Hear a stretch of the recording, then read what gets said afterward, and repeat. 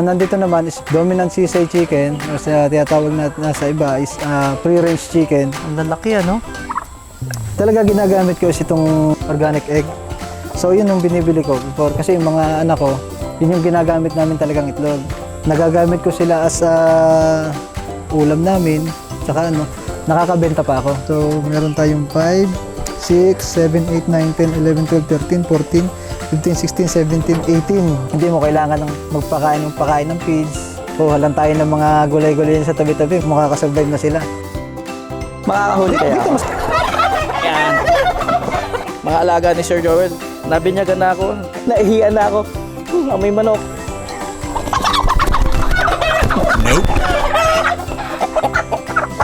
Ako si Joel Rivera, isang free-range chicken farmer.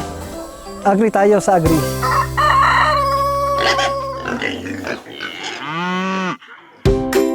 Ayan sir, so anong merong maalaga nyo dito? Nandito naman isang dominant sisay chicken or sa tinatawag na sa iba is free-range chicken kasi naka-free silang ano. Nandito, may lahi siya ng Rhode Island Red, dominant blue, dominant black. Etong mga free-range chicken, sir. Ano naman ang ibinibigay sa inyo? Ito. Before kasi, talaga ginagamit ko is itong brown egg. Ulit, tawag nila dito, tawag nila dyan, organic egg. So yun yung binibili ko before kasi yung mga anak ko, tsaka yung kami sa pamilya, yun yung ginagamit namin talagang itlog.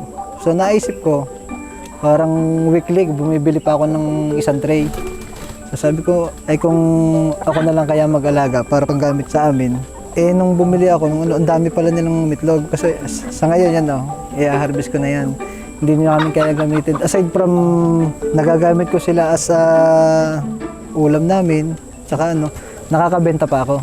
Hindi man lagi kailangan mo ng pizza kasi yun nga, kumakain naman sila ng damo or ng gulay, prutas, yung mga balat ng prutas, lalo na yung panahon ng kahit anong prutas, kahit nga nito Papaya. Kahit nitong panahon ng lansones, ay nahagis ko lang dyan yung mga namamantak dyan na lansones. Kinakain na nila May yan. puno kayo na lansones? Ayan, lansones. Ito, lansones to. Kaya yung niyan, wala nang tapon. Nalalaglag na lang dito sa kanila. Nilalaglag dito, kinakain na nila. Magkano ang naging puhunan nyo dito? Nag-start ako nung binili ko itong mga manok na ito, 6,500 na siya. Ilang piraso na yun? 50 pieces. 50 pieces. So, lumalabas parang magkano ang isa? 130. Ang isang sisiw. Isang sisiw. Tapos, ang kanilang mortality rate na mabubuhay nyo. Kung sa 50 na binili nyo, Actually, sa 50 na binili ko, hanggang sa nangitlog sila, 0 mortality. buhay lahat. Buhay lahat sila. Tapos nabawasan na lang kasi nagkatay na kayo. Nagkatay na ako. Tinikman ko na kung ano yung lasa ng karne nila. Compared sa native chicken natin, anong lasa at saka yung meat niya? Halos pareha sila yung meat niya. Ito nga lang isa. Medyo manamis-namis yung meat niya eh. Hindi matigas? Hindi siya ganyang katigas kasi bata pa naman eh. Tinignan ko siya, 6 months pa lang yan. Baby pa nga. Tama lang yung edad sa Pero siya, pangkatay. 3 to 4 months pwede na siyang katayo. So ideal din ba siya sa pang meat production or for poultry lang? Sa mga Yes, for meat production. meat production din. And high maintenance, low maintenance compared sa mga ordinary poultry natin, mga native. Low maintenance yan. Kasi yan, makikita naman natin. Kuha lang tayo ng mga gulay-gulay sa tabi-tabi, makakasurvive na sila. Saka itong inumin nila. Hindi sila sa vitamins, hindi ko binavitamins yan. Malulusog naman. Yan. So nagsimula ako dito is 50, 35 hen at saka 15 yung lalaki. 35 hens and 15 Rooster. yung rooster. And ito, i-compare natin sa native. Parang napakalaki nila. Malaki sila sa native.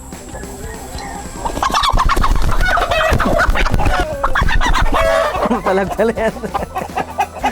Hindi ito sanay sa ito eh. Hindi sanay. Ayan, so compared sa native, napakalaki. Malaki talaga. Ilang kilo yan, sir? Siguro to nasa 2.5 kilo. 2.5 kilo. Bitawan niya na. So pag kinatay nyo yan, napakalaki niya. Parang ilang beses na ako nagkatay nito. Pero kinakatay ko yung mga lalaki. Lalaki. Siyempre yung mga hinahin pang itlog. Ito naman, pwede pang pansabong yan. Ay, hindi. Ang laki eh, no? Taba. Mataba. Ang tataba nila, oh. Grabe. Oh. So, ito, gano'n nakatanda yan? So, nung binili nyo siya, sisiw. Oo. Ito, ano na, 8 months. 8 months. March. Tapos pinapakain nyo lang nito. 8 months, Lumaki na. May feeds din yan. Ano rin ako ng page, pantulong sa kanilang ano, pero hindi gayong ka-limit o karami. So, mostly organic. Oo. Mga tanim yung kamote, talbos na kamote. Kasi bakit ba ako magpipids?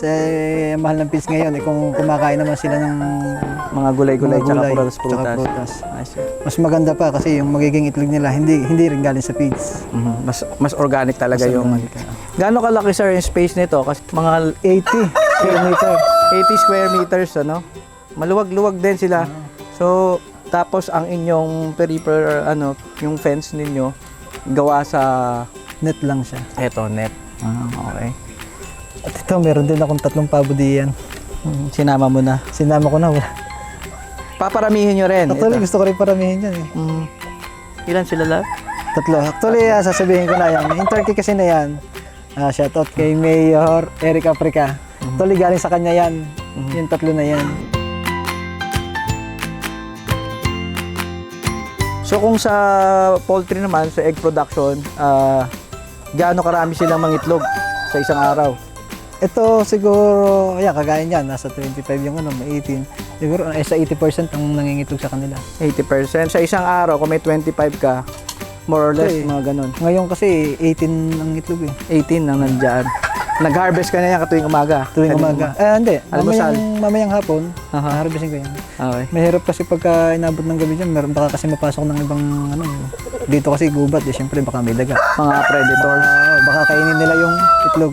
So yung mga itlog na nandyan ngayon, Harvestin ko na. harvestin nyo na yan. So sa bukod sa pang-consume ng family, for selling na rin. For selling na rin. Ito ang isang itlog niyan, isang tray, magkano? Actually, ang isang talaga is ang organic. Ngayon nasa 200 200 per tray. per tray. Ilang piraso yung isang tray? 30 pieces. 30 pieces. Yan. So, meron tayong 5, 6, 7, 8, 9, 10, 11, 12, 13, 14, 15, 16, 17, 18. Pati yung pabo naglilimlim na. Nalimlim na yung pabo. May itlog din siya. May itlog siya dyan. Itong nalimlim pabo, na siya. pipisain mo rin yan. Oo. Papipisain mo yan. Papipisahin ko yan. Ito kasing pronag ko na yan. Ngayon pa lang kasi ako magbe-breed. August, nagsimula na siyang mangitlog. Dumating kasi sa akin yan, March, 2 weeks old. Tapos nitong August, nagsimula na siyang mangitlog. Naisip ko na mag-breed. Napaka sulit ang inyong setup dito, sir. Ang ganda. Ano po ang ma-advise nyo? Highly recommend nyo ba itong klase na manok na ito? Oo, maganda siya. Hindi siya, sabihin natin, stress reliever siya. Lalo sa umaga, pag alam mo na, nakita mo na ng ganyan, masisigla sila at pinapatukan mo na talaga namang masisigla. Tapos lalo na pag ganito namang hapon yan, yung matutuwa ka sa marami ka nang ma-harvest na itlog. May maiulam ko na ulit mamayang hapon. For business, talaga, sasabihin ko na okay siya. Sa ngayon kasi, nag-start pa lang ako na gantong konti pa lang at ito nga, gusto kong paramihin na. Medyo, sadyang masasabi ko na okay for business ito. Low consume kasi yung ano niya eh. Hindi mo kailangan ng magpakain ng feeds or yung sabihin natin na kailangan mo ng ng vitamins. Hindi siya ganyan ka less talaga ang consume na dito sa free-range chicken na to. Ako si Joel Rivera, isang free-range chicken farmer. Agree tayo sa agree. Pag dinampot ko yun, tutukain ba ako yun? Hindi naman. Makakahuli kaya Dito ako. mas madaling Yan. Nailap. So, eto po ay mga alaga ni Sir Joel. Nabinyagan na ako. Inihian. Naihiyan. Naihiyan pa nga. Ito po highly recommended daw, low maintenance. Akos mas malaki. Ang isang ganito ay 2 kilo. Nasa 2 kilo. At everyday nangingitlog din. Yes, everyday. At yun, kung gusto nyo naman tikman, mas malaki ang meat na makukuha ninyo. Mas masarap ang meat. Huwag nyo lang bubuhatin kasi maiihian kayo. Mas ano kasi ang meat niyan, kasi ito nga, kinakain nila gulay, prutas, mas masarap. Yeah. Manamis-namis talaga ang meat niyan. Yeah. So, thank you so much, sir. And agree sa agree. Maghuhugas ako na kamay, naihian na ako. Amoy manok.